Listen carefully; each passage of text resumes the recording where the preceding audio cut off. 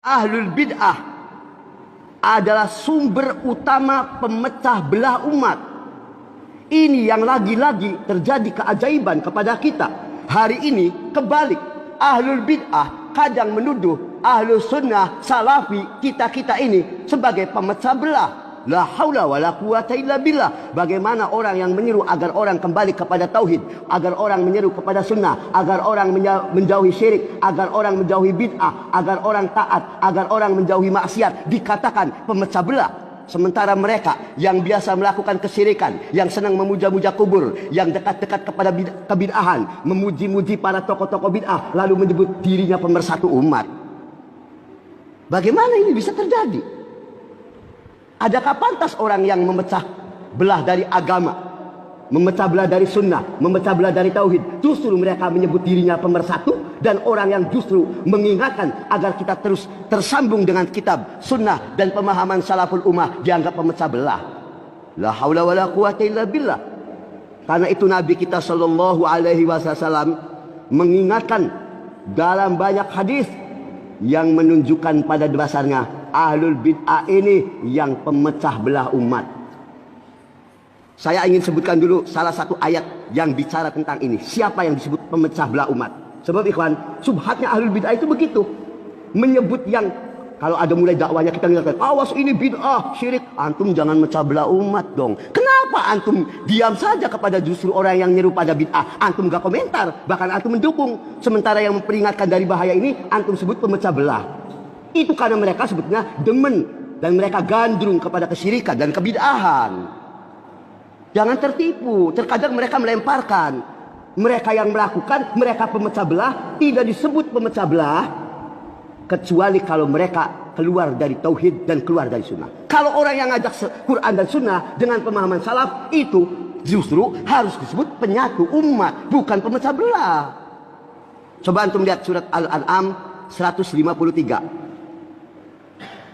Ada hadis sahih yang terkait dari ini. Pada saat itu Rasulullah SAW sedang berada di antara sahabat-sahabatnya. Lalu beliau di tanah membuat satu garis lurus di tanah. Satu garis lurus. Kemudian di kanan dan kiri garis lurus ini Nabi membuat lagi garis-garis yang lain. Banyak itu. Kanannya ada garis-garis dibikin oleh beliau di tanah. Setelah itu Nabi kita membacakan Quran surat Al-An'am ayat 153. Ini ayatnya. Ini terkait dengan hadis tadi. Wa anna hadza sirati mustaqiman fattabi'uhu wa anna hadza sirati mustaqiman fattabi'uhu. Dan apa yang saya serukan ini tuh satu garis lurus yang tadi digambar oleh Nabi SAW di hadapan sahabatnya. Inilah jalan yang lurus, ikutilah dia.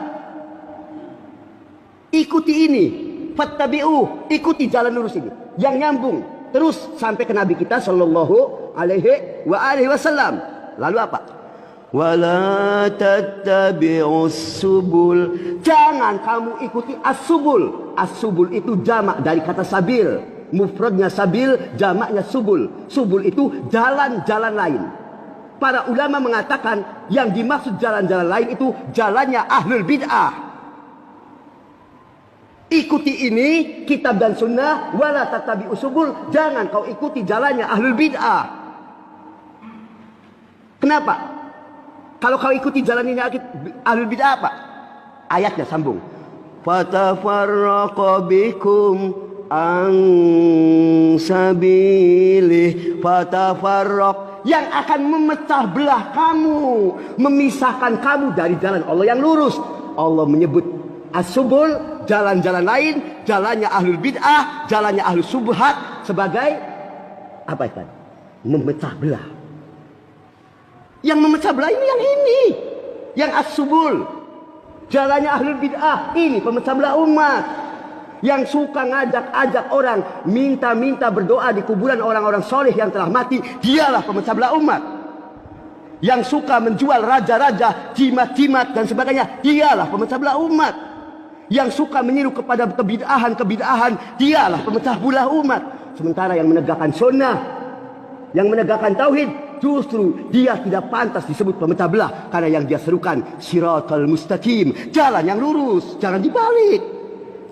Hari ini kan kita dikasih subhat, benar. Asal antum ngomong sedikit bid'ah, jangan bikin memecah belah umat di sini. Memecah belah, emang siapa yang memecah belah umat?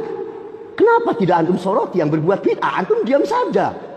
Justru yang mengingatkan, jangan begini. Antum menyebutnya sebagai pemecah belah umat, provokator umat. Innalillahi wa inna ilaihi rajiun.